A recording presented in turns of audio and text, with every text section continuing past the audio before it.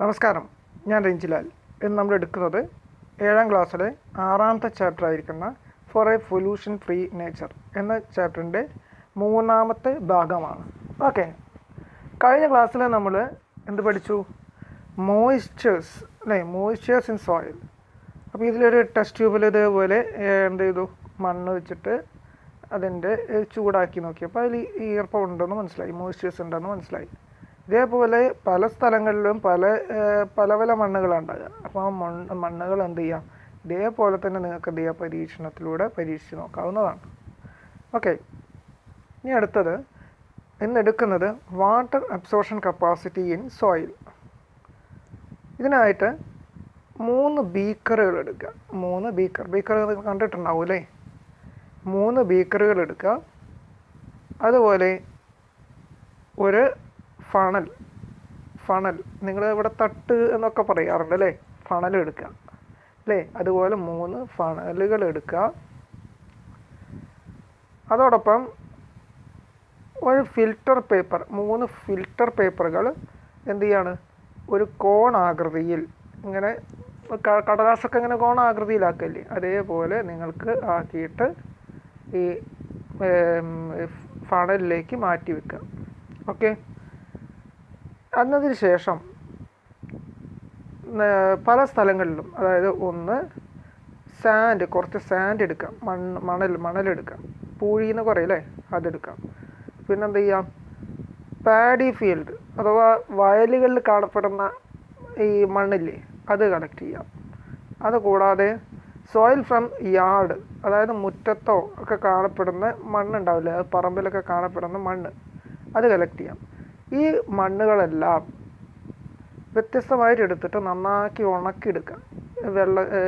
വെയിലത്ത് വെച്ച് നന്നാക്കി ഉണക്കിയിട്ടുള്ള ഈ മണ്ണുകൾ എടുത്തിട്ട് വെയിലത്ത് വെച്ച് ഉണക്കിയിട്ടുള്ള ആ മണ്ണുകളാണ് എടുക്കേണ്ടത്. എന്നിട്ട് ഒരു കൃത്യമായ അളവ് പറയുന്നുണ്ട്. ഓക്കെ, നമുക്ക് എത്ര വേണേൽ എടുക്കാം. നമുക്ക് നമ്മൾ എടുക്കുന്നത് 2 ടേബിൾ സ്പൂണാണ് ചോദിച്ചു. എത്രയാണോ എടുക്കുന്നത് നിങ്ങൾ അതേ തുല്യ അളവിലായിരിക്കണം വെള്ളത്തിലിടേണ്ടതെന്ന് മാത്രം. ഓക്കെ, അപ്പോൾ ഞാൻ 2 ടേബിൾ സ്പൂണായിട്ട് വലിയ സ്പൂണിൽ, കറക്റ്റ് വലിയൊരു സ്പൂണിൽ അതേ അളവിൽ തന്നെ, തുല്യ അളവിൽ തന്നെ എന്ത് ചെയ്യുക, ആദ്യത്തെ ഒരു അളവിൽ സാൻഡ് ഇടുക. ഓക്കെ, രണ്ടാമത്തെ തുല്യ അളവിൽ തന്നെ എന്ത് ചെയ്യുക, പാഡി ഫീൽഡ് അഥവാ ഈ പറഞ്ഞിരിക്കുന്ന വയലിൽ നിന്ന് കിട്ടിയ മണ്ണിടുക. ഓക്കെ, മൂന്നാമത്തേൽ എന്ത് ചെയ്യാണ്, ഈ മുറ്റത്ത് കാണപ്പെടുന്ന മണ്ണ് എടുത്തിടുക. ഓക്കെ, ഈ പാഡി ഫീൽഡ് കിട്ടിയില്ലെങ്കിൽ നിങ്ങൾക്ക് വേണമെങ്കിൽ തൊട്ടപ്പുറത്തുള്ള എന്താണ് ഈ ചുവന്ന മണ്ണോ അങ്ങനെ എന്തെങ്കിലും വേറെ വ്യത്യസ്തമായിട്ടുള്ള ഈ മണ്ണുകളിൽ വ്യത്യസ്തമായിട്ടുള്ള മണ്ണുകളായിട്ട് കറുത്ത മണ്ണോ ഓക്കെ അങ്ങനത്തെ എന്തെങ്കിലും മണ്ണുകളായിട്ടും എടുക്കട്ടോ. ഓക്കെ, പാഡി ഫീൽഡ് കിട്ടിയിട്ടില്ലെങ്കിൽ അങ്ങനത്തെ മണ്ണ് മാത്രമായിട്ട് എടുക്കാം. ഓക്കെ, അത് ഒരു വ്യത്യസ്ത മണ്ണായിരിക്കണം എന്ന് മാത്രമേ പറയുന്നുള്ളൂ. നമ്മൾ എടുത്തിരിക്കുന്നത് ഇവിടെ പാഡി ഫീൽഡാണ്. ഓക്കെ, ഇനി അതിന് പകരം കളിമണ്ണ് കിട്ടുകയാണെങ്കിൽ കളിമണ്ണ് ഉപയോഗിച്ചാലും മതി. അങ്ങനെ ഉപയോഗിച്ചിട്ട് അതിലേക്ക് ഈ ഡ്രോപ്പർ, നിങ്ങൾ കണ്ടിട്ടുണ്ടാകും ഡ്രോപ്പർ എന്ന് പറഞ്ഞത് അല്ലേ, ചെവിയിലൊക്കെ ഉറ്റിക്കുന്ന സാധനം അല്ലേ, ആ ഡ്രോപ്പർ ഉപയോഗിച്ചിട്ട് എന്ത് ചെയ്യാണ്, ഇതേപോലെ ഈ മണ്ണിലേക്ക്, ഈ ഇങ്ങനെ വെച്ചിരിക്കുന്നതിലേക്ക് തുള്ളിയായിട്ട് ഉറ്റിച്ച് വെക്കുക. ഉറ്റിച്ച് വെക്കുമ്പോൾ ആ തുള്ളി എന്ത് ചെയ്യുക, നോട്ട് ചെയ്തിട്ട് എഴുതി വെക്കുക. 1, 2, 3, 4, 5 ഇങ്ങനെ ഉറ്റിച്ച് വെക്കുക. അപ്പോൾ ഇതിൽ ആദ്യത്തെ ടെസ്റ്റ് ഈ ഫിഗറിൽ കാണിച്ചിരിക്കുന്നത് സാൻഡ് ആണെന്ന് വിചാരിക്കുക, സാൻഡ്. ഓക്കെ, അടുത്ത രണ്ടാമത്തെ ഇതിൽ കാണിച്ചിരിക്കുന്നത് പാഡി ഫീൽഡ് ആണ് വിചാരിക്കുക, പാഡി.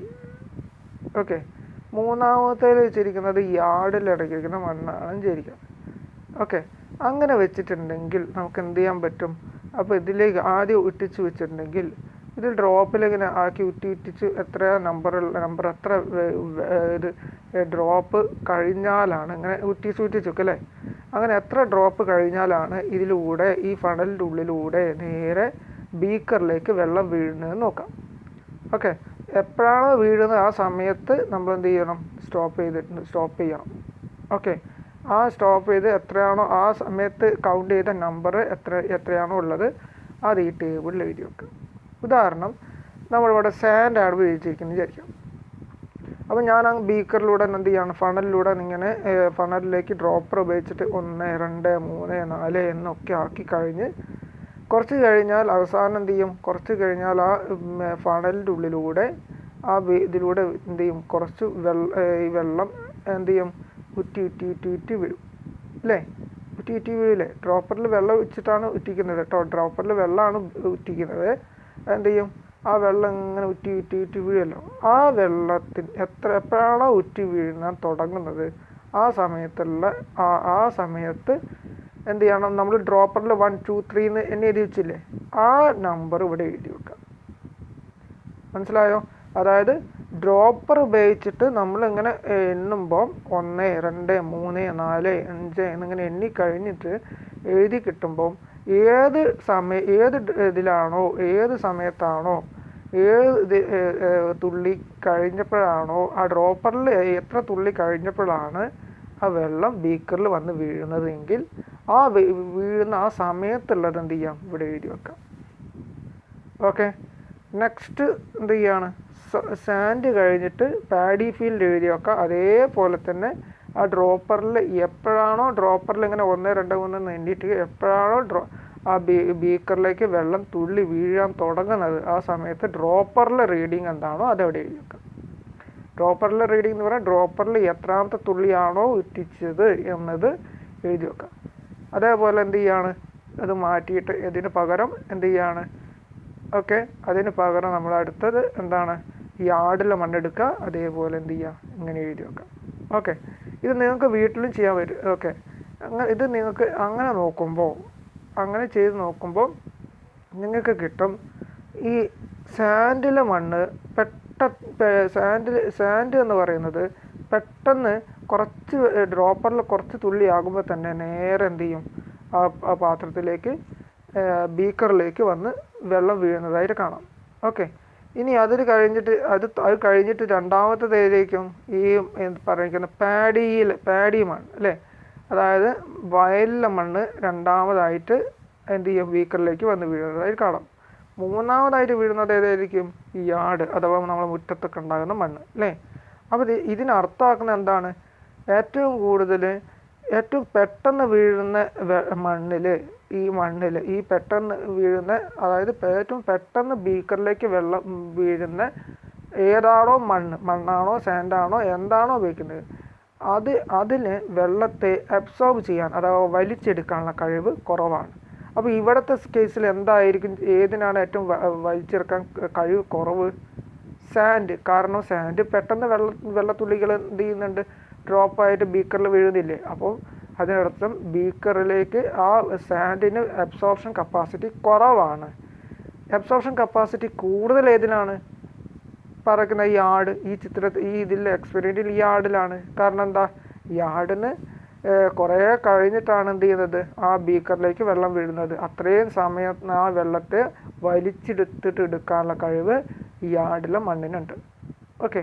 അപ്പോൾ ഇതിലൂടെ നമുക്ക് ഈ എക്സ്പെരിമെൻറ്റിലൂടെ നമുക്കെന്ത് പഠിക്കാം, ഏത് മണ്ണാണോ, നമുക്കിതിന് പകരം പല ടൈപ്പ് മണ്ണുകളും ഉപയോഗിക്കാം. അപ്പോൾ ഏത് മണ്ണാണോ ഉപയോഗിക്കുന്നത് അതിൻ്റെ അബ്സോർപ്ഷൻ കപ്പാസിറ്റി ഏതാണ് കൂടുതൽ. അബ്സോർപ്ഷൻ എന്ന് പറഞ്ഞാൽ മണ്ണ് വലിച്ചെടുക്കുക, അതായത് വെള്ളം കുടിക്കുക എന്നൊക്കെ പറയില്ലേ, അതേപോലെ അത് കൂടുതലായിട്ടുള്ളത് ഏതാണെന്ന് നമുക്കിതിലൂടെ മനസ്സിലാക്കാൻ പറ്റും അല്ലേ. അപ്പോൾ ഇത് നിങ്ങൾക്ക് വീട്ടിൽ ചെയ്യാൻ പറ്റും കേട്ടോ. അപ്പോൾ നമുക്ക് വേണമെങ്കിൽ ഇതിലൊക്കെ ചെറിയ മാറ്റങ്ങൾ വരുത്താം.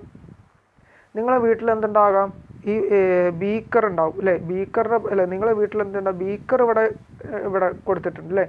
ഈ ബീക്കറിന് പകരം നിങ്ങളെ വീട്ടിൽ എന്തുണ്ടാകാം, ഗ്ലാസ് ഉണ്ടാകാം അല്ലേ. നല്ല എന്താണ് കുപ്പി ഇതായിട്ടുള്ള അപ്പുറത്തേക്ക് കാണാൻ പറ്റുന്ന ഗ്ലാസ് ഉണ്ടാകും. സ്റ്റീൽ ഗ്ലാസ് അല്ലേ, കുപ്പി ഗ്ലാസ് അല്ലേ.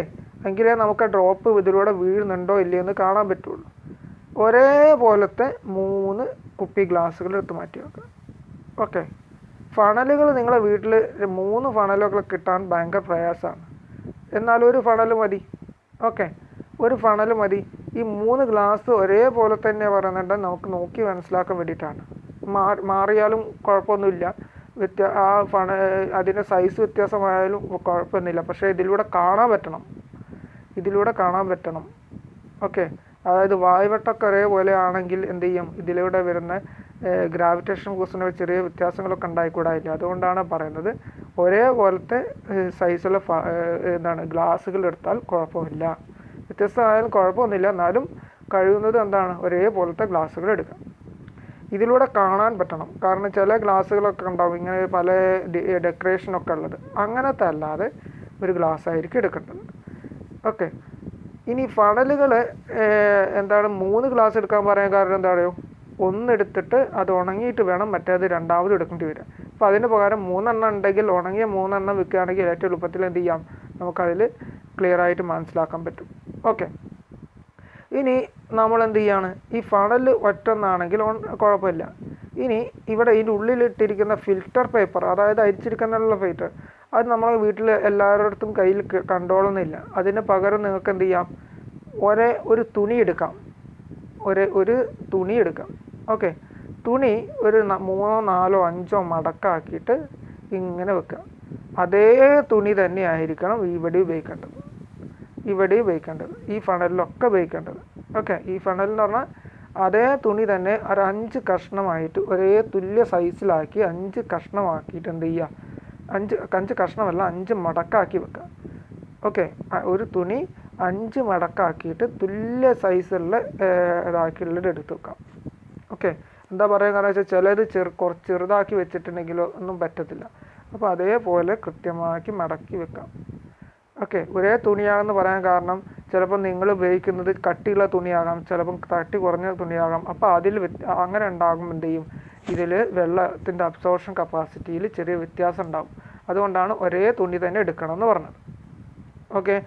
അങ്ങനെ ഫിൽറ്റർ പേപ്പറിന് പകരം അത് ഉപയോഗിക്കാം. പിന്നെ നിങ്ങളുടെ വീട്ടിൽ ഡ്രോപ്പറുകൾ ഉണ്ടെങ്കിൽ ഡ്രോപ്പറുകളായിട്ട് ഉപയോഗിക്കാം, അല്ലേ? ഡ്രോപ്പർ ഉണ്ടാകത്തില്ല, കുറവായിരിക്കും. ഇനി ഡ്രോപ്പർ ആണെങ്കിൽ നിങ്ങൾക്ക് എന്ത് ചെയ്യാം, ഈ ഡ്രോപ്പറിന് പകരം നിങ്ങൾക്ക് എന്ത് ചെയ്യാം, ചെറിയ ഇങ്ങനെ എന്തെങ്കിലും ഡ്രോപ്പറുകൾ ഉണ്ടെങ്കിൽ നോക്കി വെക്കാം. ഇതിൽ ഡ്രോപ്പറുകൾ വീട്ടിലേക്ക് ഉണ്ടാകാത്തതല്ല, എല്ലാ വീട്ടിലും എന്താ ഉണ്ടാകുന്നതാണ്. അപ്പോൾ ഇങ്ങനത്തെ ഒരു ഡ്രോപ്പർ ഉപയോഗിച്ചിട്ട് എന്ത് ചെയ്യാം, തുള്ളിയായിട്ട് ഇതിലേക്ക് ഇട്ടിച്ച് വെക്കാം. ഓക്കെ. അങ്ങനെ നോക്കുമ്പോൾ അതിന് മുമ്പ് ആദ്യം ശ്രദ്ധിക്കേണ്ടതാണ്, നിങ്ങൾ എത്ര പാഡിയിലൊന്നും മണ്ണ് കിട്ടിയില്ലെങ്കിൽ നിങ്ങൾക്ക് അതിന് പകരം വേറെ കറുത്ത മണ്ണോ വ്യത്യസ്തമായിട്ടുള്ള മണ്ണായിരിക്കണം എന്നുള്ളൂ. ഓക്കെ. നിങ്ങൾ ചിലപ്പോൾ ചെമ്മണ്ണുണ്ടാകാം, അല്ലേ? അങ്ങനത്തെ മണ്ണായിട്ട് ഉപയോഗിക്കാം. എന്തായാലും ഇതിലേക്ക് ഇടുന്നതിന് മുമ്പേ എന്ത് ചെയ്യണം, അത് നന്നാക്കി ഉണക്കി വെക്കണം. ഉണക്കിയതിന് ശേഷം, അതായത് വെയിലത്തിട്ടൊന്ന് ഉണക്കിയതിന് ശേഷം മാത്രമേ ഇതിലിടാൻ പാടുള്ളൂ. ഓക്കെ. ഇപ്പം മഴയൊക്കെ പെയ്തത് കൊണ്ട് ചിലപ്പോൾ നനവുണ്ടാവും. അതുകൊണ്ട് നന്നായിട്ടൊന്ന് ഉണക്കിയതിന് ശേഷം എന്ത് ചെയ്യുക, ഇതിലേക്ക് ഇട്ട് കഴിഞ്ഞിട്ട് ഇതേ എക്സ്പെരിമെൻ്റ് ഒന്ന് നിങ്ങൾ ചെയ്ത് നോക്കുക.